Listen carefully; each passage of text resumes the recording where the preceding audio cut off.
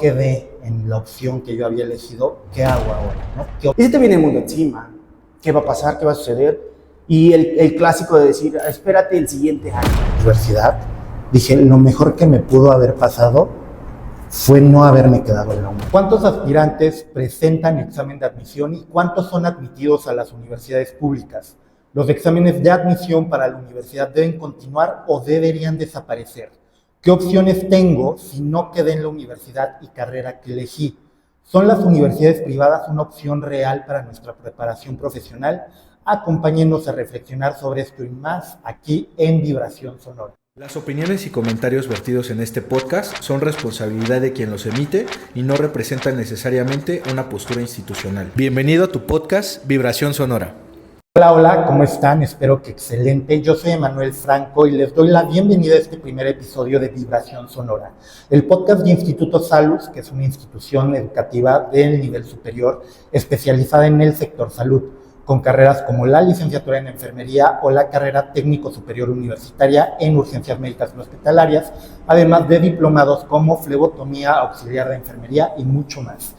Instituto Salus, saber qué transforma vidas. Para este primer episodio me acompaña el maestro Marcelo López, que es licenciado en pedagogía, maestro en educación y actualmente cursa otra maestría en psicología organizacional. Bienvenido, maestro. Gracias, Emma. Y bueno, vamos a iniciar con este primer episodio que bien podría titularse como No quedé en la universidad, ¿ahora qué hago? Actualmente estamos en lo que es el mes de agosto y durante julio y agosto, generalmente en México y especialmente en lo que es la Ciudad de México y el Estado de México, atravesamos este proceso de selección para las universidades del país. En estos momentos, pues mucha gente no está en el nerviosismo y en la expectativa de saber cuáles fueron los resultados para su examen, ya sea en la UNAM, la UAM, el Politécnico, ¿no? Que son tres de las principales universidades de nuestro país, la UAMX, ¿no? Entre algunas otras, y pues es todo un proceso que puede caer en sentimientos como ansiedad, estrés, muchísima preocupación de pronto por el saber si estamos preparados o no para presentar un examen que nos permita, pues al final de cuentas, tomar un rumbo específico en nuestra vida profesional y personal también, porque al final de cuentas es en la universidad donde pues vivimos durante 4 años, algunos más, porque pues nos atrasamos con las materias, pero durante al menos 4 años vamos a vivir un proceso de preparación para nuestro desarrollo profesional. Entonces, justamente en estos momentos estamos atravesando ese proceso. Los resultados para la UNAM, por ejemplo, para el Politécnico ya han sido dados, y surge la pregunta para muchos de nosotros de decir, no quedé en la opción que yo había elegido, ¿qué hago ahora? ¿No? ¿Qué opciones tengo? ¿Cuál va a ser el modo en el que voy a actuar a partir de este momento, ¿no? Yo, por ejemplo, les puedo platicar rápidamente que cuando yo hice mi examen para ingreso a la universidad, yo elegí entre la UNAM y la UAM, ¿no? En la UNAM elegí la carrera de Ciencias de la Comunicación, en la UAM elegí una ingeniería, ahorita les platico en qué, pero no me quedo en la UNAM, ¿no? Y el primer resultado que me dan es el de la UNAM y de pronto fue el primer aspirante no seleccionado, ¿no? Y sí fue un momento, pues, de shock un poco, porque nada te prepara, creo yo, para ese sentimiento de decir, ¿qué voy a hacer, no? Tenía otra opción, digamos, pero de alguna forma, pues siempre en la cabeza, yo estoy seguro que no solo mía, sino de muchos jóvenes, está la UNAM, ¿no? La máxima casa de estudios, ahí es donde voy a prepararme, ¿no? En la UAM yo elegí ingeniería ambiental, por alguna razón que desconozco, o sea, me convencí de que podía ser ingeniero, hago el examen, me quedo, estudio un par de trimestres, que es como divide la Universidad Autónoma Metropolitana su plan de estudios. Posteriormente hago mi cambio a una carrera más enfocada en diseño, pero podremos platicar de eso en otro episodio, ¿no? A lo que voy con esto es que en un principio se me cerró un poco el mundo, ¿no? O sea, yo sí sentí esta parte de decir, no sé qué voy a hacer, ¿no? Y si no me quedo en mi otra opción, no sé qué voy a hacer. Y esa es la realidad de muchos jóvenes. Fíjate que estás diciendo algo muy interesante, ¿no? Desde el principio empezaste, ¿no? Con el tema de que viene esta preocupación, me voy a quedar, no me voy a quedar, si me quedo, ¿qué va a pasar? Y si no me quedo, ¿qué más va a pasar, no? Tenemos como que siempre venturosos a decir, me voy a quedar en la universidad, voy a hacer esto, voy a tener tantos amigos, me voy a ir de despapalle, y al finalizar me voy a cuadrar, voy a tener una carrera bien remunerada, ¿no? Y bueno, hacemos nuestra vida color de rosas, ¿no? Todo es pues bueno, todo es como con muchas maripositas, ¿no? En el estómago. Pero estamos atravesando, Emma, un tema interesante, que seguimos con esa merma de los niños pandemia, ¿no? O sea, la UNAM ha reducido su nivel de admisión, Claro. desde el tema de la pandemia. Desde que inició la pandemia, hemos tenido un rezago educativo y una deserción educativa a nivel bachillerato, ¿no? Medio superior, que está muy marcado justamente en este proceso de admisión, ¿no? Como nos van rezagando. Efectivamente, como tú dices, ¿no? Igual yo apliqué mi examen para la UNAM, y igual estaba yo en el bachillerato. Para empezar, pues mi bachillerato me fue súper mal, salí súper bajo, ¿no? Sí. Pero entonces dije, bueno, pues la UNAM acepta, ¿no? Acepta como sea, ¿no? En el primero me faltaron 10 aciertos, dije, bájalo, porque la UNAM normalmente da 2 veces, ¿no? Al ciclo escolar, ¿no? Sí. Y dije, bueno, aparte de que yo era una persona de bajos recursos, pues el hecho de decir, pues voy a soltar, creo que eran en ese tiempo 350 pesos, Ok. más o menos, pues era una lana, Emma, ¿no? Paso mi segundo examen y me falta un acierto, ¿no? Y se te viene el mundo encima. ¿Qué va a pasar? ¿Qué va a suceder? Y el clásico de decir, espérate el siguiente año, ¿no? Y vas a tener un año de tocar puertas, de picar piedra, de buscar trabajo, pero ahí viene un problema muy importante. ¿Qué es lo que pasa con esas personas que sí consiguen el trabajo y que nos empieza a gustar el dinero, claro, y dejamos de lado la universidad, ¿no? Sí, y hay dos temas ahí, o hay dos como líneas que están bien interesantes. Una, y la mencionaba un poco usted, maestro, es como la expectativa que nos crean otras personas que ya estudiaron en la UNAM, que ya estudiaron en la UAM, de nuestra propia familia, amigos de nuestros papás y demás, que de pronto sí nos llenan como pues sí, la cabeza de un poquito la expectativa de yo también tengo que quedar porque es lo que se espera de mí, yo también tengo que estudiar esta carrera porque mi papá es la carrera que tiene y mi papá es egresado de esta escuela, y es como una expectativa proyectada de la experiencia de alguien más, ¿no? No es realmente muchas veces lo que uno como pues joven está buscando, y eso fue justo a mí lo que me pasó en la cuestión de la ingeniería, ¿no? No está uno como todavía preparado probablemente por la edad para decir realmente esto es a lo que me quiero dedicar toda mi vida, y esta es la escuela o la universidad que me va a dar las herramientas para yo desarrollarme hacia hacia la dirección hacia la que yo me quiero dirigir, ¿no? Y por otro lado, pues también la cuestión del sentimiento de sí decir, bueno, me quedo, no me quedo, ¿qué hago? Sigo. E inclusive, que vamos a hablar más adelante de ello, hay gente, mucha, que se queda y no termina la universidad, ¿no? Que ese es otro tema aparte, justamente porque hay muchos factores que influyen en el, ya no me gustó, ya no estoy a gusto, Sí. ya no estoy cómodo, demás, Yo considero que es un trastorno social, un trastorno psicosocial que se le da al joven desde la secundaria, Vic, desde la secundaria, porque desde la secundaria tienes esta presión social, psicológica y familiar y cultural, ¿no?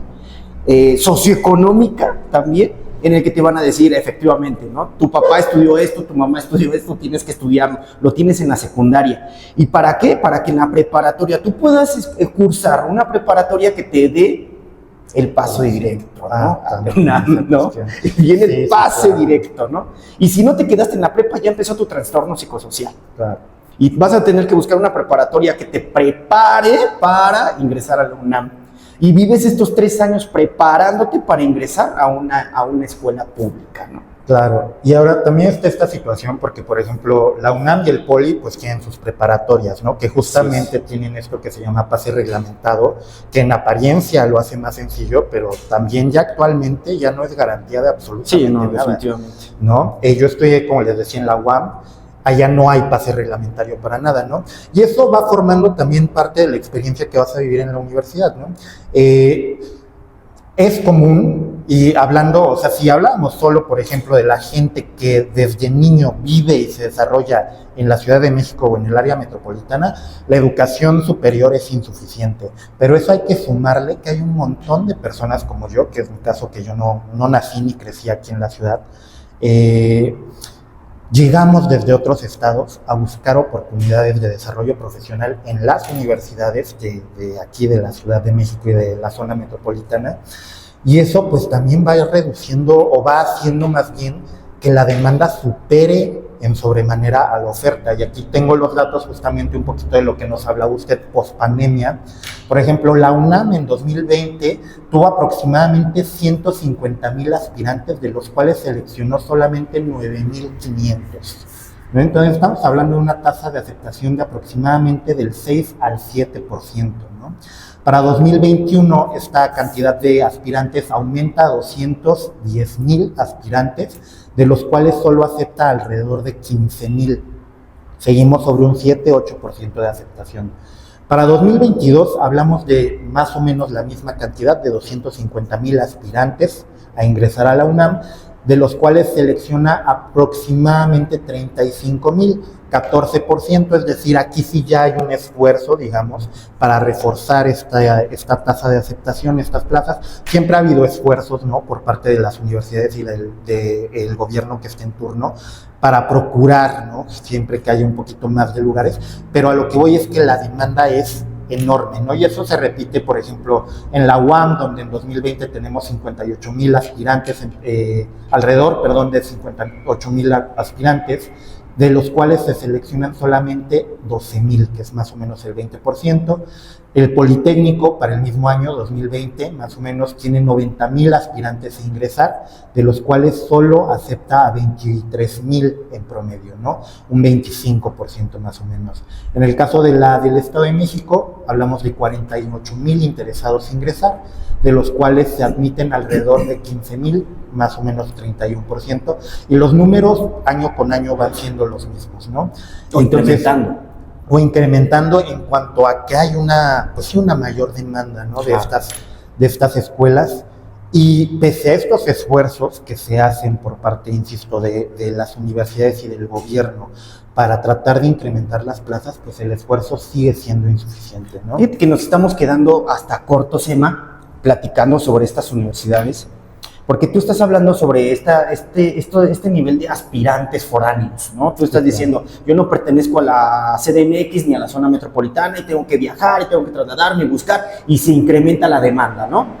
Pero fíjate que no estamos pensando más allá de fuera de nuestra zona metropolitana, hablando de la sierra, ¿no? De las sierras mixtecas, de las sierras de occidental, de la sierra de Oaxaca, de Veracruz, en donde estas personas no tienen, se va a escuchar mal, pero el nivel máximo de aspiración es ser en el tema de sus tierras, ¿no?, de la agricultura, de la ganadería, y en el tierra de la escuela normal, sí, claro, de ser un docente. Claro, son los dos vertientes. Y si no, te conviertes en músico. Okay. Ese es el tema de las sierras, aunque no lo creas, ¿no? Y entonces viene una universidad justamente que también es autónoma y que les está abriendo las puertas a estas personas, que es la Universidad de Chapingo. Okay. ¿No? La Universidad Autónoma de Chapingo justamente abre esta convocatoria y casualmente su nivel de aceptación o su nivel de admisión pertenecen a estas sierras mixtecas, estas sierras oaxaqueñas, ¿no? Y su nivel de demanda va incrementando justamente porque en Chapingo, no sé si lo sabes, la escuela son licenciaturas más a la agricultura, claro, ¿no?, al tema de los energéticos, claro, todo ese rollo, claro, ¿no? Entonces es también interesante esta parte. Sí, y justamente ese creo yo que en general debería haber más de ese tipo de esfuerzos, ¿no? La educación está centralizada, al igual que muchos servicios, ¿no? Y eso es justamente lo que hace que nosotros busquemos estas opciones, ¿no? Yo cuando estudiaba la preparatoria, a mí no me pasaba ni por aquí que yo iba a estudiar en la Ciudad de México, que iba a venirme a vivir para acá, ¿no? Y es bien interesante porque, como que a mi hermano, por ejemplo, mi familia lo tenía claro, él va a ser ingeniero. Hay una escuela en el pueblo donde yo crecí que es un tecnológico que da, o sea, está la parte de la normal, como usted menciona, y la parte del tecnológico, y una universidad privada que pues, realmente es como que ya la salvación le dicen el arca de Noé a esa escuela, no voy a decir nombres, pero porque dicen que es la salvación de los animales, ¿no? Sí. Y entonces, por muy despectivo que suene, pues esa era mi proyección, ¿no? Decir, yo voy a estudiar en esta universidad, porque a mí no me interesa ser profesor, mi papá es profesor, entonces como que un poquito la oveja negra de la familia queriendo romper esa parte del paradigma familiar, ¿no? quiere, ¿no? Y mi hermano tenía esta parte de la ingeniería, ¿no? De repente mi abuelo corta el cabello, ¿no? Entonces un cliente, hablando con mi papá, que le ayudaba a mi abuelo en su negocio, le dijo, ¿y por qué no? Bueno, vino el tema de mi hermano, de llevar a acabar la prepa y todo, y le dijo, va a estudiar en el tecnológico. Y este señor le dice, ¿por qué no lo mandas al Politécnico, no? En lo que te gastas aquí de colegiaturas, libros y demás que te piden en el tecnológico, allá pagas una renta, pagas la colegiatura, y le abres un panorama profesional mucho más amplio. Y ese es el pensamiento de mucha gente, ¿no? ¿Por qué? Porque, insisto, la educación está centralizada. Sí. Entonces, el hecho de que haya esfuerzos como la Universidad de Chapingo, que justamente con esa perspectiva de decir, yo te voy a formar para profesionalmente para carreras que funcionan en esta área. ¿Por qué? Porque tenemos que levantar esta área, ¿no? Y de pronto la Ciudad de México, que es lo común, nos venimos a estudiar y nos quedamos acá, ¿no? Porque las oportunidades laborales de las carreras que estudiamos, pues están pensadas para la urbe. Entonces, es bien interesante y es bien importante esa parte de esfuerzos que se hacen por descentralizar la educación y los servicios también, y llevar la educación, que pues al final de cuentas es uno de los recursos más importantes que tiene nuestro país, a regiones donde pues no hay acceso, ¿no? Como lo es la sierra, como es, o sea, no hay que irnos tan lejos, fuera de lo que es el Estado de México, pegado a las ciudades de Iztacalco, Naucalpan, a lo mejor un poquito Tecámac, pues las oportunidades educativas son bajísimas, claro, ¿no? Entonces hay que buscar, ¿no? Y hay que picar piedra un poco. Y Chapingo fue creada justamente para estas necesidades texcocanas, ¿no? Ahí en Texcoco. Y oh, sorpresa, ¿no? Texcoco dice, no, sí, claro, me voy a la CDMX. Sigo, y es un poquito a lo mejor esa parte aspiracional de decir, no, o sea, yo la UNAM, yo la UAM, yo el Poli, yo la UAMX, ¿no? Bueno, inclusive en escuelas privadas, ¿no? También hay un poco de centralización en ese tema, porque justamente la demanda está aquí, en Ciudad y Estado de México, ¿no? Sí, el tema de la UAMX que aperturó no hace muchos años, aquí en Ciudad Jardín, ¿no? Un costadito claro. de Ciudad Jardín, justamente por esas necesidades industriales que tenían Nezahualcóyotl para poder sobresalir, ¿no? Claro, y ahora justamente creo que estamos entrando en un tema bien interesante, que es cuáles son las carreras que se ofertan y cuáles son las carreras que los estudiantes o los aspirantes están demandando, ¿no? Porque hay una realidad bien, pues bien interesante en ese respecto, que es, hay una oferta de carreras impresionante, carreras que a veces uno ni ha escuchado en su vida, ¿no? Pero si tú le preguntas a tu familiar que va acabando la prepa o a tu amigo, tu conocido, te va a decir, pues yo quiero estudiar Derecho, o yo quiero estudiar Medicina, o yo quiero estudiar Contabilidad, o yo quiero estudiar Enfermería, o yo quiero estudiar alguna ciencia económica, ¿no? O sea, como que pareciera ser que aunque hay una oferta diversa de carreras, y justamente una oferta que busca responder a contextos y a necesidades que pues van variando dependiendo de la zona, sí. La gente está buscando las mismas carreras, ¿no? Para darte un poquito del dato, en 2023 las carreras más demandadas que tuvo la UNAM fue Medicina, Derecho, Psicología, Administración, Contaduría, Enfermería, Relaciones Internacionales, Arquitectura, Odontología, Ciencias de la Comunicación. Esas son las 10 carreras que en 2023 estuvieron más demandadas en la UNAM.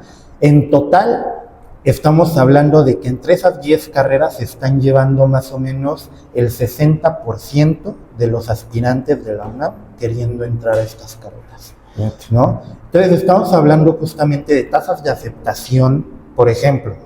Vamos a hablar del caso de de medicina, que fue la primera que te mencioné. Para 2023, aproximadamente medicina tuvo 37.500 aspirantes para ingreso a la UNAM, de los cuales solamente se aceptaron entre 1.500 a 2.000 alumnos, ¿no? O sea, estamos hablando de una tasa de aceptación pues bastante baja, ¿no? Para el caso de enfermería, por darte otro ejemplo, tenemos que aplicaron examen cerca de 20.000 aspirantes, de los cuales solamente 1.070, perdón, di mal el dato. La licenciatura en enfermería, 7.883 aspirantes fueron los que trataron de entrar y solamente 1.070 lograron ingresar. Es decir, de cada 7 estudiantes, que trataron de ingresar a la carrera, solo uno lo logró, ¿no? Hablando de arquitectura, por ejemplo, hablamos de que aproximadamente 10.000 personas trataron de ingresar a la carrera y solamente se dieron entre 1.000 a 1.200 lugares en la UNAM, ¿no? Que es un panorama, pues, bastante similar a las otras universidades, ¿no? Entonces, estamos hablando de tasas de aceptación en carreras como medicina de menos del 5% y de carreras como enfermería o arquitectura cercano al 7 o al 10%, ¿no? Entonces, es un panorama complejo en el cual o hay una deficiencia por parte de las instituciones para dar a conocer una oferta más amplia, o hay una falta también de apoyo hacia la proyección profesional de estas carreras, porque vamos a ser honestos, ¿no? Uno elige la carrera en razón muchas veces de en qué voy a trabajar, cuánto voy a ganar. El modelo que nosotros tenemos, como platicábamos hace ratito, ¿no? Voy a escoger una carrera que me brinde estabilidad en salud, estabilidad económica, ¿no? Estabilidad social, ¿no? Que me permita crecer aunque sea un poquitito más de mi clase socioeconómica, ¿no? Fíjate, un dato interesante que me estás mencionando, tú me lo mencionaste, pero son de aquí del Estado de México y de la CDMX, ¿no? Sí, claro. Imagínate los estados aledaños, ¿cuáles son las principales carreras con más alta demanda? Contaduría, educación, enfermería, administración y derecho. Y médico cirujano.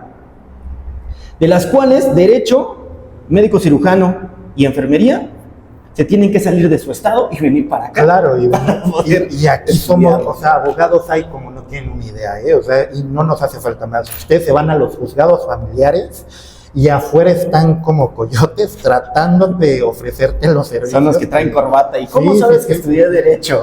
Claro, y mocasín, ¿no? Con calcetín blanco. Pero hay demasiada... pese a que no todos terminan estas carreras, hay muchísimo egresado de estas carreras para el mercado laboral, pero eso creo que será otro tema. Sí, el proceso de emprendimiento también ya puede ser otro tema. Sí, claro, o sea, el qué pasa después de la universidad es otro tema totalmente... Anótalo. Sí, para otro episodio, porque es muy amplio. Sí, claro. ¿No? Pero es interesante ver cómo justamente estas son las carreras que concentran el mayor interés por parte de los estudiantes, más allá de lo que realmente se ofrece y se necesita. Yo, por ejemplo, les mencionaba, estudié una ingeniería que es ingeniería ambiental y de pronto pues, era bien interesante, ¿no? Y había como, pues, sí, de pronto tus prácticas, que ahí sí era salte de la ciudad, porque pues aquí ambientalmente, pues mira, analizas la contaminación, la cantidad de desechos que se producen por persona, etcétera, etcétera, pero había un como de, bueno, si queremos preservar, o sea, aquí es un poquito rescatar, ¿no? Pero si allá afuera queremos preservar, pues hay que salirnos, ¿no? Y por eso a mucha gente no le gustaba, porque o sea, yo no me voy a ir de la ciudad, ¿no? ¿Cómo mi práctica va a ser a Tlaxcala? ¿No? Sí. Que de pronto son complicadas. Y fíjate, justamente hablando de Tlaxcala, que por ahí ya lo habíamos comentado antes, hay un dato bien interesante en este año que tiene mucho que ver con esto, ¿no? De las carreras que todo el mundo pide y las carreras que nadie pide, ¿no? Y hay el caso de una carrera que justamente la UNAM ofrece en un campus en Tlaxcala, que pertenece a las ciencias sociales y se llama Desarrollo Comunitario para el Envejecimiento, ¿no? En esta carrera la UNAM ofrece 46 lugares. ¿Sabes cuántas personas hicieron tu examen? 1000. No. 7 solicitaron el lugar, solo 6 presentaron el examen y ninguna persona acreditó el examen para quedar en esa carrera, ¿no? Sí. La UNAM les pedía 45 aciertos para quedar en esta carrera. Estamos hablando de un examen de 120 reactivos. Sí, 120. Te están pidan pidiendo 40 y- menos del 50% de los reactivos. O sea, estamos hablando de que de acuerdo a nuestro sistema de educación de la Secretaría de Educación Pública, te están pidiendo una calificación reprobatoria para ese examen, ¿no? Sabemos que no se maneja de esta forma, no es como de aprobaste o reprobaste, simplemente es alcanzaste los aciertos solicitados o ¿no? Y en este caso, los 6 aspirantes que presentaron este examen obtienen solo entre 31 y 44 aciertos, ¿no? Entonces, estamos hablando también, que es una pregunta a la que ahorita vamos a abordar, o venimos más bien de este camino de decir, la oferta educativa, la demanda que tienen los estudiantes por la oferta educativa, y dentro de esa demanda, las deficiencias del sistema educativo para que un alumno presente un examen que contiene 120 reactivos y solo obtenga 31 aciertos. Es que mira, aquí hay que plantear también un tema interesante que es la contextualización y el perfilamiento de esa carrera, ¿no? Para con los aspirantes, ¿no? O sea, yo, universidad pública, voy a perfilar una carrera que creo yo, ¿bajo qué términos, bajo qué estudios creo yo, pienso yo, que va a ser una carrera apta, ¿no? Potencialmente, económicamente y laboralmente factible para mi sociedad, ¿no? Claro. O sea, veamos, pensemos, analicemos qué carrera es la que solamente 7 personas se presentaron, por qué tan bajo está ofertándolo. Pero fíjate que, o sea, yo le escucho y como te dije que se llamaba Desarrollo Comunitario para el Envejecimiento. O sea, estamos hablando de que actualmente, Eso me suena como a trabajo social, ¿no? como la evolución, ¿no? Del trabajo social. O más sea, especializado. Ajá, si el trabajo social fuera un Pokémon, la evolución no, sería... Ahora, Tlaxcala, desarrollo. ¿su nivel de envejecimiento es alto? Pues mira, ¿O son jóvenes? A nivel nacional, no, sí tenemos, o sea, estamos hablando de que la población en Tlaxcala, o sea, la población juvenil tiende a ¿Tlaxcala salir de existe? Tlaxcala, sí. Y es muy bonito, ahorita está en la temporada de luciérnagas. Oh, sí, cierto. Y la es- guamantlada, ¿para cuándo? sí, Para sí, noviembre, ¿no? Creo que sí, para noviembre, pero es muy bonito Tlaxcala, o sea, saludos si alguien nos ve de Tlaxcala, pero sí, o sea, una realidad es esa, ¿no? Mucha gente joven de Tlaxcala tiende a migrar justamente a la ciudad, ¿no? Por la cercanía, o sea, estamos hablando de que, pues, básicamente estado colindante, entonces la población joven tiende a migrar, ¿no? Y pese a eso, o sea, el dato más o menos, la estimación del INEGI es que el 30% de la población actual es joven, ¿no? Entonces estamos hablando de que pues en unos 30, 40 años, Van a ser adultos pues vamos mayores. estamos hablando de una parte importante de la población que va a requerir este tipo de carreras, ¿no? Yo, sin meterme mucho a investigar, lo que entiendo es desarrollo comunitario para el envejecimiento. Si nosotros hablamos, por ejemplo, de la Ciudad de México, no está diseñada para el adulto mayor, Sí, no. ¿no? Y hay un montón de alcaldías, municipios, localidades que tampoco están pensadas justamente para el desarrollo de la persona adulta mayor, ¿no?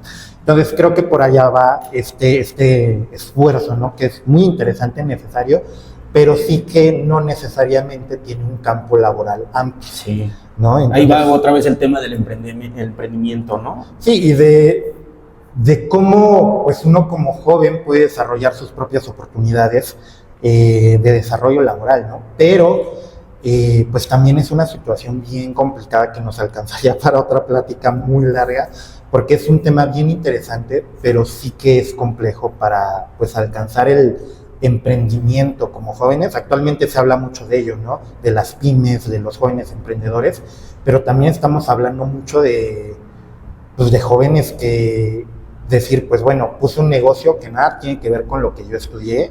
Sí, estamos en pañales, en el emprendimiento estamos en pañales. Y hace o sea, falta muchísimo nosotros esfuerzo. creemos que ya vender dulces, o sea, sí forma parte del emprendimiento, pero va muchísimo más allá, ¿no? Y cómo lo desarrollas y cómo lo pasas incluso del emprendimiento informal al formal, porque mucho emprendedor también hay una sombrita del SAT, ¿no? Es otro tema, dirías, ¿no? Regresando al tema de la carrera con menos proceso de admisión, fíjate, por ejemplo, aquí en la CDMX se oferta una carrera también muy baja, que es letras clásicas. Claro. Letras clásicas. Híjole, yo creo que yo la estudiaría, yo creo que a los 40 años. Y yo es lo que le iba a preguntar, ¿qué hubiera estudiado usted si hubiera dicho, mira, yo económicamente no me preocupo? Medicina. Sí, o sea, de que por gusto hubiera estudiado medicina. Médico cirujano. Yo historia del arte. Fíjate. Ajá, y sé que de eso no va, o sea, difícilmente va a haber una oferta laboral amplia, sí la hay, sin duda, pero es limitada, ¿no?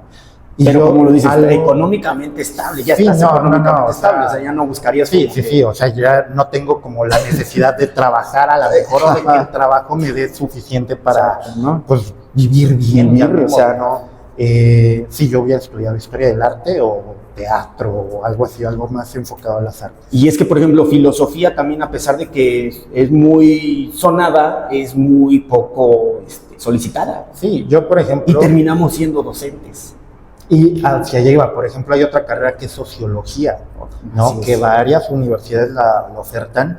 Todos nos preguntamos a qué se dedica un sociólogo, sin ofender, ¿no? O sea, como a eso, con todo respeto. A eso, lo estudias para después volver a dar clases y lo estudias. De hecho, justo yo, la gran mayoría de conocidos que tengo egresados de sociología, se quedaron en la universidad como administrativos en algún campo, ¿no? Entonces, es un tema... Que nos escriba un sociólogo,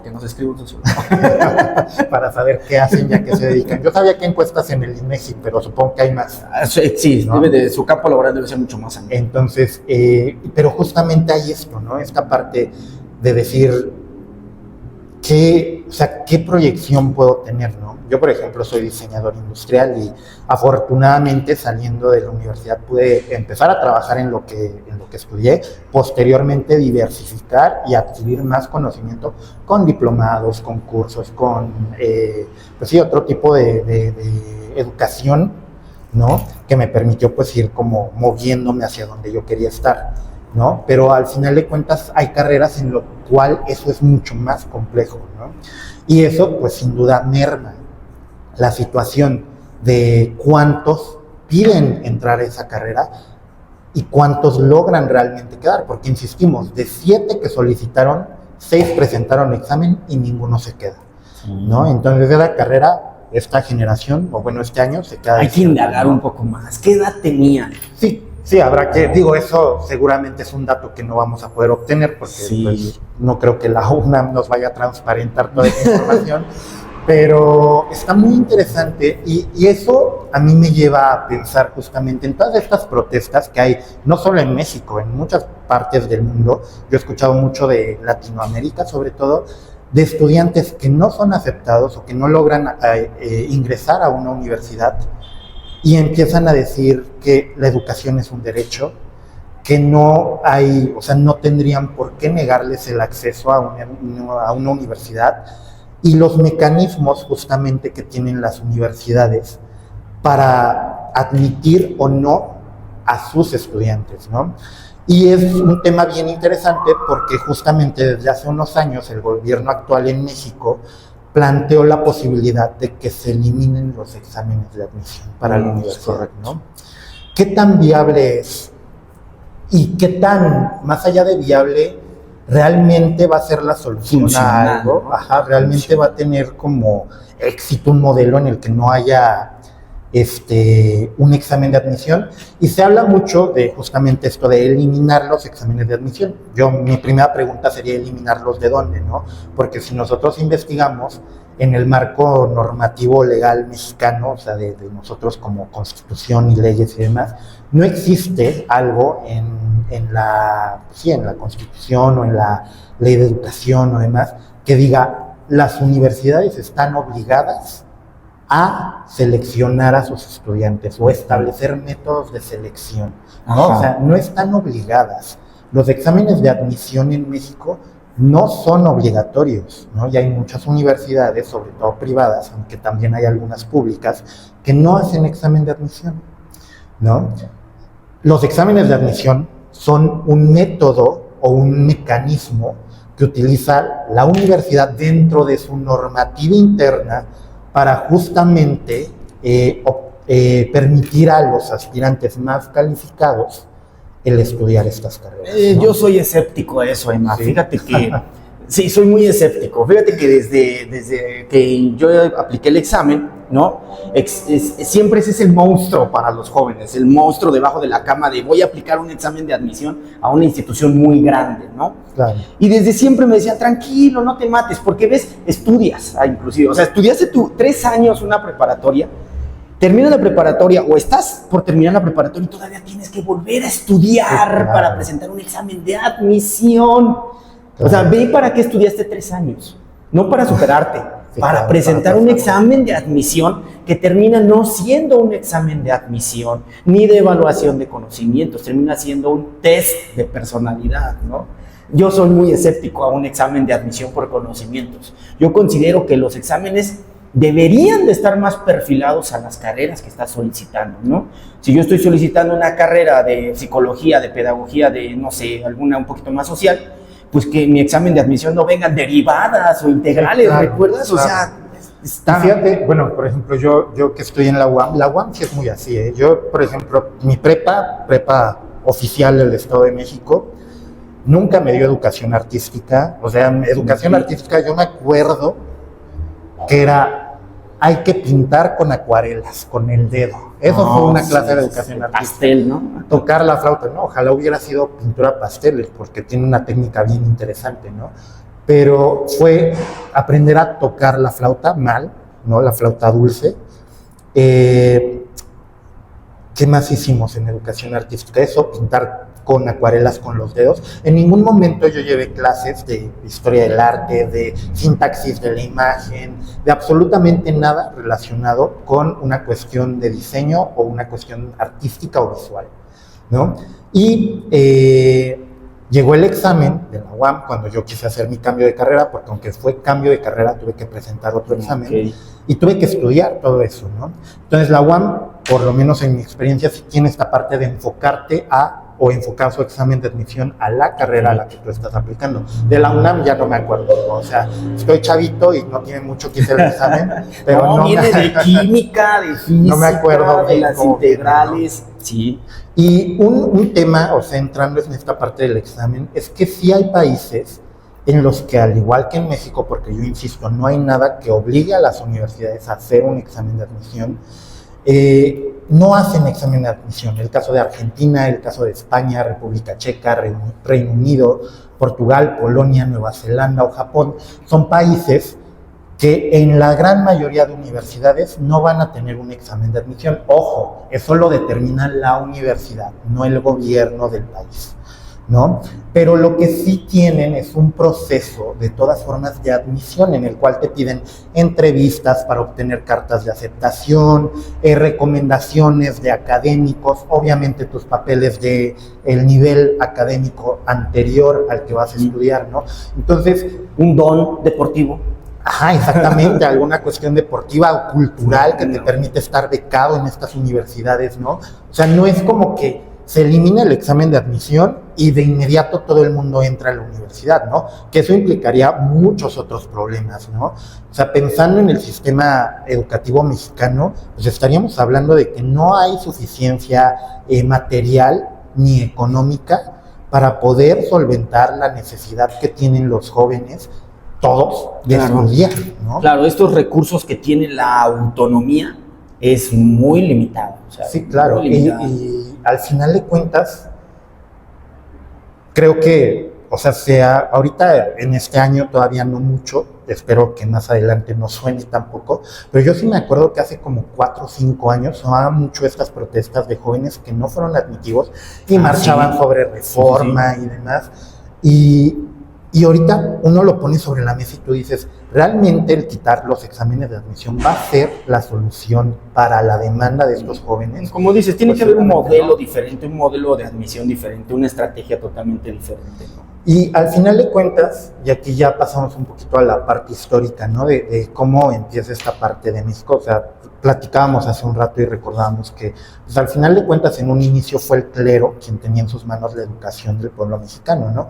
Posteriormente, ya ya discutiremos las fechas, Sí, pero bien. tenemos que, pues, con la fundación de la Secretaría de Educación Pública, con José Vasconcelos al frente, surge ya este reconocimiento de la educación privada como una opción, porque justamente en ese momento Álvaro Obregón, que era el presidente, entendió y reconoció que la educación pública era insuficiente y que no podía ser el Estado responsable totalmente de la cuestión educativa, pese a que se establezca como un derecho, ¿no? O sea, tienes derecho a la educación, y actualmente creo que formalmente se establece que hasta el nivel medio superior sí ya es un derecho, ¿no? Y posteriormente, la verdad ahí ya me perdí, no sé cómo ha quedado la cuestión legislativa, ¿no?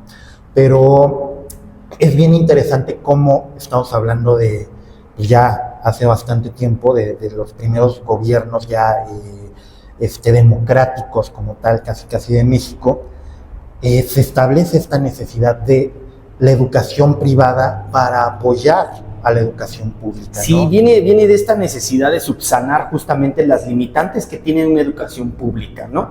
Sabemos que la educación, para empezar, la educación no ha cambiado en más de 50 años. Claro. La educación va a seguir siendo la misma.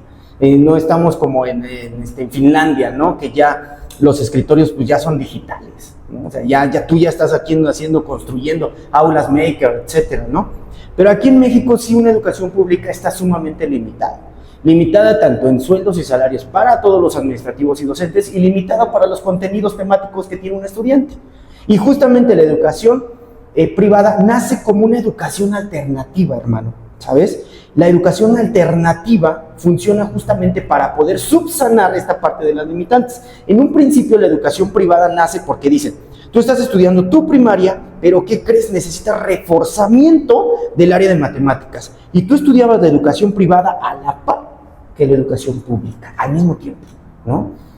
Después ya se fue consolidando, se fue independizando la educación privada, se le fue dando su peso, y se les fue invitando, como la Secretaría de Educación Pública, se les fue invitando a formalizarse, Sí, claro, ya como un método de certificación formal en la educación pública.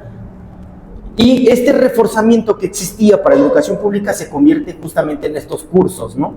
Cursos de talleres, cursos y talleres, cursos y manualidades, etcétera, para reforzar esta parte, ¿no? Y al final, que en aquella época pues la educación privada sí era muy como para el burgués, ¿no? Sí era muy para las personas que realmente podían permitirse un profesor privado, que era lo general, ¿no? Y de ahí viene un poquito este estigma también yo me acuerdo mucho en las protestas universitarias que decían que universidad primero al hijo del obrero, universidad después al hijo del burgués, y ya después una serie de consignas contra la educación privada, sin entender justamente esta parte, ¿no? De decir, es un apoyo y es una opción también para pues todas las personas que, por una razón que yo también aquí voy a coincidir un poco, y regresando un poco a lo que decías antes, muchas veces injusta, no logran acceder a la educación pública, ¿no? Porque hay gente preparada, hay gente con un nivel de conocimiento más allá de lo académico muchas veces, que porque yo le tuve que asegurar mi lugar a mis egresados de mis prepas, te quedaste fuera. Así es. ¿No? Que porque sutanito le atinó, porque aparte es un examen de opción múltiple, ¿no? Entonces, la posibilidad de atinarle siempre está en el 25%, ¿no?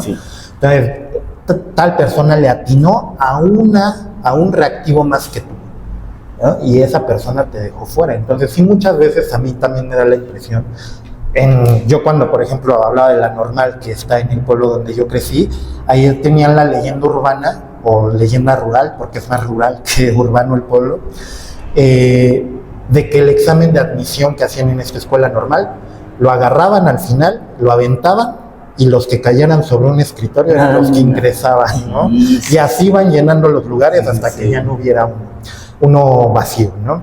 Entonces, a lo mejor con esto, digo, no, o sea, hablo sin considerar que sea real, no, o sea, simplemente es de lo que se decía. Estamos diciendo que al final probablemente por un proceso injusto de selección, mucha gente queda fuera. Sí. ¿no? Y entonces viene la educación privada a ofrecer una opción, ¿no? En un principio hablábamos, justamente era más pensado como este público pues burgués con la capacidad de pagarlo.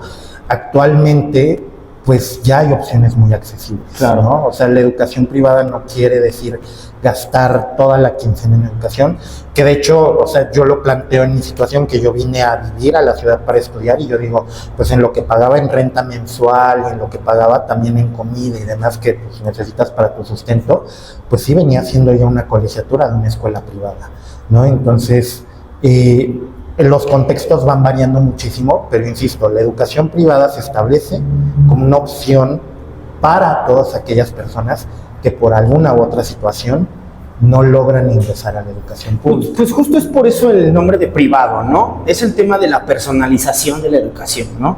¿Cómo tú vas a personalizar una educación? Desarrollando justamente esas habilidades, destrezas, aptitudes, valores y hábitos en un estudiante que tiene esas necesidades. Cuando tú vas a una escuela con una autonomía pública, tú te tienes que adaptar a esas costumbres y habilidades que tiene la institución pública, por ser pública. Tú vas a moldearte de este lado, ¿no? Y en una institución privada se adapta justamente a tus necesidades, ¿no? E inclusive no todas las universidades privadas establecen sus normativas súper estáticas y súper cuadradas. Por el contrario, te brindan esas oportunidades a través de una beca, ¿no? A través de un estudio socioeconómico, a través De hecho, también tienen que, de pronto, los procesos para actualizarse son mucho más rápidos, Sí. ¿no? La burocracia, yo por ejemplo, en la UAM, que insisto, hablo de lo que conozco, teníamos el colegio académico, el consejo académico, que yo tuve la oportunidad de formar parte de ellos, y hacer un trámite, porque aparte la UAM, hablo de la UAM en específico, tiene su rector de unidad y el rector general, ¿no? Entonces es un poquito como de primero pasa por lo de unidad y después se va a lo general, ¿no? Entonces es una burocracia bien grande que muchas veces en la universidad privada no pasa. En la universidad privada tenemos estas necesidades, respondemos a ellas. No, y se soluciona y se subsana de volada, ¿no? Aquí, por ejemplo, en Salus, pues digo, no es por crecer, ¿verdad? Pero si en Éxito Estudiantil le dicen, tenemos una necesidad del taller de teatro, de tenemos que desarrollar habilidades sociales, educación privada lo hace ipso facto, sí, claro, ¿no? O sea, y no momento. metemos justamente este proceso de burocracia, ¿no? Tardar. Sí, el profesor Marcelo habla de éxito estudiantil porque orgullosamente él es el Yo soy el coordinador de Éxito Estudiantil. Entonces, ya saben, necesidades de volada resuelve. Rápido. Y justamente un punto que tocabas ahorita es esta adaptabilidad, a los alumnos, ¿no? Para hablar de datos, por ejemplo, tenemos que en el sector público educativo tenemos aproximadamente 2.841.510 estudiantes en 2.311 instituciones de educación pública, de acuerdo con datos de la SEP, ¿no? De igual forma, de acuerdo a datos de la SEP, la educación privada o particular tiene 1.220.134 estudiantes en 3.405 instituciones. Es decir, concentran una menor cantidad de estudiantes en más universidades. ¿Esto qué quiere decir? Yo me acuerdo en la UAM, de pronto yo entraba a grupos, sobre todo de geometría y de esas materias donde los alumnos se van quedando con 60 estudiantes por salón. Y el profesor a veces ni te conocía, ¿no? O sea, tú llegas, oye, profe, es que le había comentado la clase pasada que tenía este tema. Ni me acuerdo de quién eres. ¿Por qué? Porque tengo a otros 59 estudiantes en este salón, pero no solo eso, tengo otros 5 grupos, ¿no? Y no solo eso, de esta materia, ¿no? Tengo otras 3 materias. Y se vuelve una educación tradicionalista. Exactamente, entonces al final de cuentas se convierte en el profesor, en el pizarrón, dando su clase, la autonomía del entendió, docente. si se entendió bien, si no se entendió, también. Y de pronto la educación, y ojo, no es tirarle hate tampoco a las universidades públicas, se trata de entender un poquito las diferencias, ¿no? Y de pronto en la universidad privada, que yo me acuerdo mucho que sobre todo entendí esa diferencia, no solo de la universidad, de la educación privada, porque cuando yo estudié, pues venía mucho egresado de escuela privada, y si decías, ¿cómo le hacen, no? O sea, de pronto están como bien posicionados, algunos, hay de todo, obviamente, Sí, hay de todo. pero sí te decían, pues es que en mi clases, en la prepa éramos 15 personas, éramos 30 a lo mucho. Y de pronto acá llegar a un grupo con 60, en la UNAM he escuchado que tienen grupos hasta de 100 personas en Ciudad Universitaria. Y dices, es un mundo de gente. Y te pones a meditar y a pensar, y entonces voy a egresar para realmente tener ese conocimiento bien desarrollado y esas habilidades bien desarrolladas, o voy a egresar por tener un documento. Claro, y volvemos un poco al tema de tal vez la deficiencia del sistema educativo al decir lo que mencionábamos hace rato, ¿estudias para pasar un examen o estudias realmente para prepararte hacia un desarrollo profesional funcional para tu país?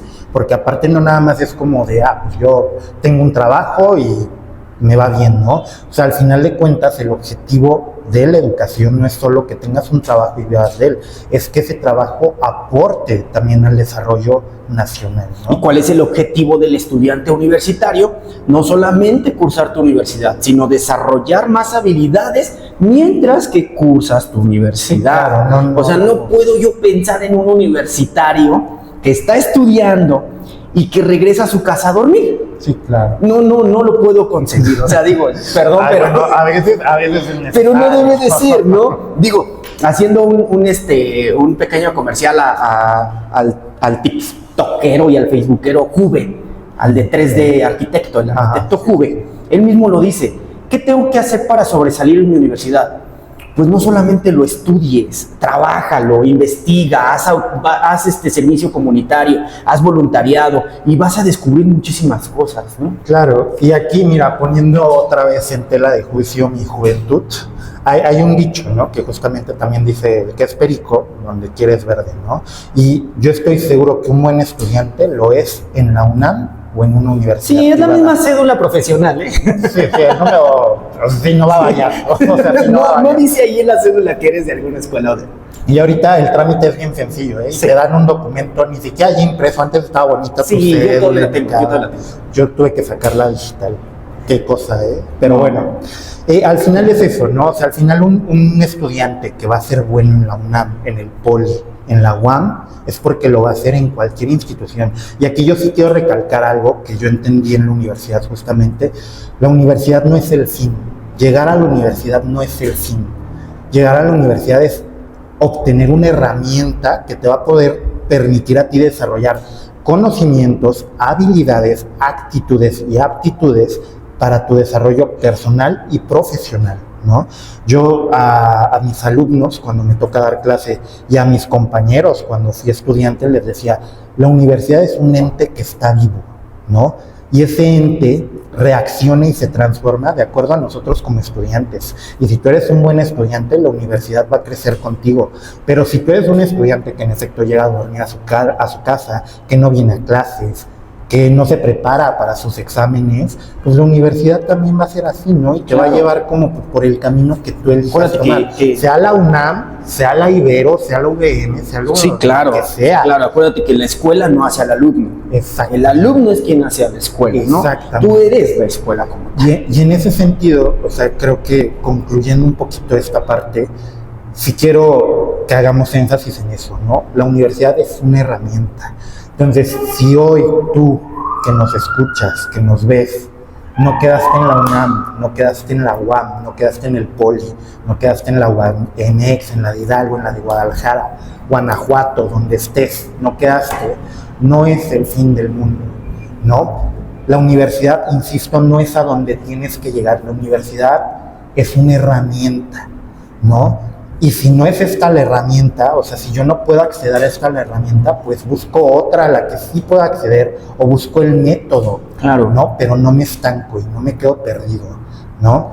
Y hay opciones, y ahorita vamos a platicar un poquito más de eso, pero bueno, para ir cerrando... Espérame, antes de que cerremos, fíjate que esto que estás diciendo me llegó al corazón, porque cuando yo no me quedo en la UNAM, y cuando me corren de una normal, por mi promedio del bachillerato, o sea, imagínate, estaba pésimo para no alcanzar un lugar en la normal. Mi papá me dice, ¿sabes qué? ¿Estudias? ¿Trabajas? ¿O te vas de la casa? Sí, claro, ¿No? claro. Así era muy tradicionalista. Entonces yo me meto a trabajar y me meto a estudiar, ¿no? Dije, las dos cosas. Y me metí en una escuela, en una universidad privada, muy chiquitita, tan chiquitita que todo el mundo decía, es una universidad patito, a ese grado. Claro. Y nos aferramos, amigo, nos aferramos. Yo egresé, actualmente estoy aquí, súper genial, ningún problema, ¿no? Insisto, salí con una cédula profesional a darme los moquetazos y a darme los pelotazos allá afuera con gente que tú dirías, vienen de la UNAM, vienen del Ibero. Me agarré a pelotazos y lo saqué adelante y sigo trabajando y le sigo echando ganas y seguimos adelante. Y ahora en la universidad es un monstruo. O sea, yo regreso a mi casa mater, es un monstruo esa universidad. Y yo digo, ¿dónde está esa escuelita? Sí, claro, ¿no? O sea, la escuela no hace el alumno hace la escuela. A mí me pasó igual, yo quería estudiar en CEU, Ciencias de la Comunicación, cuando me rechazan y empiezo todo este trayecto. Yo en la UAM de pronto es muy buena escuela, o sea, yo amo a mi alma mater también y estoy muy orgulloso de haber egresado de ahí. Pero muchas veces el Poli y la UNAM pues son culillos, o sea, ahí censuran esa palabra. Y nos decían, ay, pues es que la UAM es para los que no quedaron en la UNAM, para los que no quedaron en el Poli, ¿no? Y yo de pronto, cuando empiezo a desarrollarme en la universidad, dije, lo mejor que me pudo haber pasado fue no haberme quedado en la UNAM. Lo mejor que me pudo haber pasado fue no quedarme en la UNAM, ¿no? Y porque pues al final yo dije, ya quería Ciencias de la Comunicación, porque yo decía que iba a ser periodista y que no sé qué, y yo creo que si hubiera acabado a lo mejor estaría haciendo podcast, siendo influencer como el día de hoy. Bueno, no con 1 millón de visitas, no con 2. Pero no sé a dónde hubiera llegado, pero estoy seguro de que no hubiera sido aquí, ¿no? También estoy seguro de que yo, conociéndome a mí como me conozco ahora, hubiera llegado lejos, ¿no? Sí, claro. Pero retomamos este tema de la universidad, no me forjó a mí como profesional, sino que yo usé las herramientas que la universidad me brindó para transformarme en el profesional. Sí, te certificó, punto, ¿no? Sí, y al final, como usted bien menciona, cuando me tocó salir a trabajar, a buscar trabajo, estuve contra gente de la Ibero, estuve contra gente de un montón de universidades. Exactamente, y a todo mundo nos pasa, chavos, fíjense, y es algo importante, a todo mundo nos pasa. Aquí en Salus, cuando se van a prácticas, todo el mundo viene reclamando. Es que lo que me enseñaron aquí no es lo mismo que está allá, a todo mundo nos pasa. Ustedes están practicando semestre tras semestre tras semestre. Nosotros no pudimos tener esa facultad, nosotros nos vimos la práctica ya en lo laboral, y ahí fue cuando dijimos, sí, porque es reaprender y todo. El mundo te come. Sí, el mundo te come. O sea, y dices, a ver, espérate, ¿en qué libro y en qué materia me enseñaron a lidiar con mi compañero, no? Bueno, por decir un ejemplo, ¿no? Pero ¿en qué materia me enseñaron a hacer estas cosas? Y viene lo complicado, ¿no? Sí, ¿no? Y al final, lo académico está bien en lo académico. Ajá. ¿No? Pero allá afuera uno tiene que aprender. Los pelotazos están sabrosos, ¿no? Pues sí, a sacar la casta, ¿no? Y a usar lo ¿no? académico como una herramienta para el desarrollo. Y volvemos a lo mismo, o sea, si yo estudié o si yo estoy aquí, me aburrió la clase y todavía voy y me acuesto, sí, pues sí. Hasta cañón. Claro que sí, pero bueno, antes de como estas conclusiones finales, tenemos 3 anécdotas que nos mandaron por redes sociales. Sí. Queremos leer justamente de personas que, al igual que usted, al igual que yo, no nos quedamos en nuestra primera opción, ¿no? Sentimos un poquito ese que se nos cae el mundo, que qué vamos a hacer, que mis papás me van a regañar, me van a correr de mi casa o lo que sea, y al final pues nos hablan un poquito de qué pasó. Entonces, si me ayuda con la primera anécdota, no vamos a mencionar nombres. Dice Juanita. Si quiere inventarle, adelante, pero no vamos a decir nombres, simplemente vamos a leer un poquito de lo que nos escriben, vienen en primera persona, para pues vaya a entender un poquito más la cuestión del sentimiento que tratan de transmitir estas personas, ¿no? Dice, siempre soñé con estudiar enfermería en la... ya se fue. En la UNAM. Tal como lo hizo mi hermana mayor. Desde que tengo memoria, quise seguir sus pasos y vivir esa experiencia universitaria que ella describía con tanto orgullo. Sin embargo, después de 2 intentos fallidos en el examen de admisión, me sentí completamente devastada. Ver cómo mi hermana había logrado entrar sin problemas hacía que mi fracaso doliera aún más. Mis padres, quienes me apoyaron incondicionalmente, me sugirieron que considerara una universidad privada que ofrecía un programa de enfermería cercano a mi casa. y con un enfoque práctico desde el primer semestre, justo lo que decía. Al principio, la idea no me entusiasmaba, pero decidí inscribirme y dar lo mejor de mí. Para mi sorpresa, la atención personalizada, las prácticas en clínicas desde el segundo semestre y las oportunidades de networking con profesionales del campo me abrieron un mundo de posibilidades que no había imaginado. Mientras mi hermana hablaba de sus clases teóricas en la UNAM, yo compartía mis experiencias con casos reales y en mis primeras prácticas en hospitales y clínicas. Al final, aunque nuestros caminos fueron diferentes, descubrí que la universidad privada me brindó una formación que, si bien distinta a la de mi hermana, estaba perfectamente alineada con mis intereses y me permitió destacarme en mi carrera. Ok, tenemos otra más que dice: siempre admiré a mi primo, quien estudió enfermería en el IPN. Son dos de enfermería y otra extra, o sea, porque pues nos mandó gente de enfermería, pues ¿qué hacemos? Desde pequeño quise seguir sus pasos, pero a pesar de todos mis esfuerzos no logré obtener un lugar en la carrera. Me sentí desanimado y frustrado porque entrar al IPN era un sueño que había tenido por años. Empecé a explorar otras opciones y fue entonces cuando encontré una universidad privada con un programa de enfermería que se veía interesante y tenía instalaciones especializadas. Algo que me llamó mucho la atención. Decidí inscribirme más por necesidad que por convicción. Pronto me di cuenta de que la educación en mi nueva universidad tenía ventajas que no esperaba: clases más pequeñas y profesores especializados, que era un poquito lo que hablábamos también, y con mucha actividad en el sector. Mientras mi primo en su momento, esto está padre porque yo también lo viví, se enfrentaba a la burocracia, paros estudiantiles y amenazas de huelga, yo ya estaba realizando mis prácticas en clínicas y hospitales. Aunque al principio estaba frustrado por no haber ingresado al IPN, ahora me siento agradecido por haber encontrado una opción que no solo coincidía con mis intereses, sino que me impulsó a estar a la vanguardia. Ok. Y tenemos una última, profe. Sí. Siempre creí que mi futuro estaba en la UAM, donde mi madre estudió Derecho.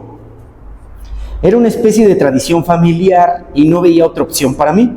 Cuando no fui aceptada, me sentí perdida y decepcionada, sobre todo porque mi mamá había conseguido entrar sin problemas en su tiempo. Después del golpe inicial, decidí inscribirme en una universidad privada que ofrecía un enfoque global a mi carrera. Aunque no era lo que yo había planeado, pronto me di cuenta de las ventajas: clases con menos alumnos, seguimientos personalizados de mis necesidades como estudiante, mientras que mi mamá me contaba cómo había tenido que abrirse camino por sí misma después de graduarse. Y yo ya había conseguido contactos y una oferta de trabajo en un despacho antes de finalizar mis estudios. Lo que comenzó como un revés se convirtió en una oportunidad inesperada y me di cuenta de que mi camino, aunque diferente al de mi mamá, me llevó exactamente donde quería estar. Ok, y bueno, o sea, a modo de conclusión, insisto, para todos los que nos escuchan, que al final de cuentas no se quedaron en una escuela o en su primera opción, vaya, entender que no es el fin del mundo, ¿no? Tienen muchas opciones, hay escuelas que ofrecen esta segunda vuelta, ¿no? Que es como o sea, de entrada matriculan a unos y los lugares de los que no se matricularon porque se fueron a otra escuela o lo que sea, se abren y entran unos cuantos más, ¿no? Posteriormente hacen otra vuelta de examen en la cual tienes otra oportunidad para ingresar, ¿no? Generalmente eso ya viene para el proceso ya después de unos meses o para el proceso de febrero. Entonces, evalúen su primera opción, qué oportunidades extra da para que ustedes logren pues el objetivo que tenían, ¿no? Y si no, porque es el caso de muchos, o sea, yo la verdad, si no me hubiera quedado en la UAM, pues yo sí hubiera buscado una escuela privada, porque pues también es tiempo, ¿no? Sí. Al final también es quemar tiempo y pues muchas veces te das cuenta que pues es lo más importante. El y es lo que menos tienes. Y es lo que menos tienes, exactamente. Entonces, si no me quedé en la universidad, ¿qué hago? Evalúa tus opciones.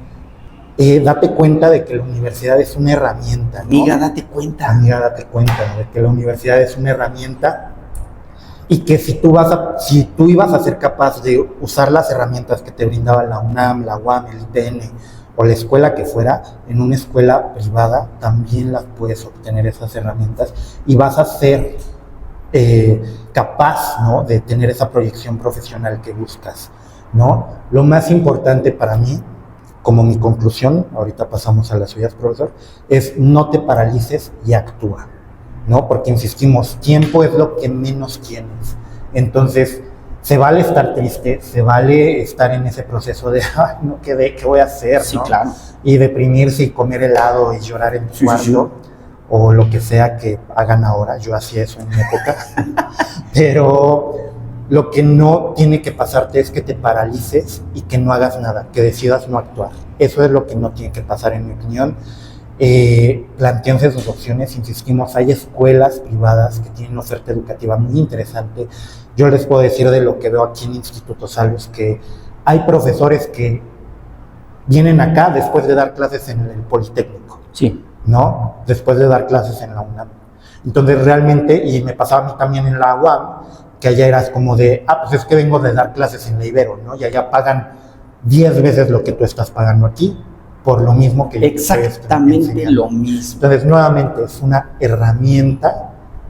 Entonces, busquen cómo tener acceso a esas herramientas, no se paralicen, sigan adelante y van a ver que el éxito eventualmente se va a conseguir. Profe, sus conclusiones. Rompe tus cadenas, sal de tus barreras, sigue adelante, no te estanques y no te salgas a dormir. Hay que buscar trabajar, hay que echarle ganas, saca dinerito para ti, para tus cosas. La universidad solamente te va a certificar, te va a entregar un documento, pero acuérdate que el profesional no es un documento. No, porque no vas a lograr ser una persona exitosa con un solo documento. Eso no te va a acreditar ni a garantizar que vas a ganar un sueldo increíble. Son tus habilidades, tus destrezas, aptitudes, valores y hábitos que vas a desarrollar durante tu proceso profesionista. Échale muchas ganas y te quiero mucho. Okay, y nos vemos en el próximo episodio de Vibración Sonora.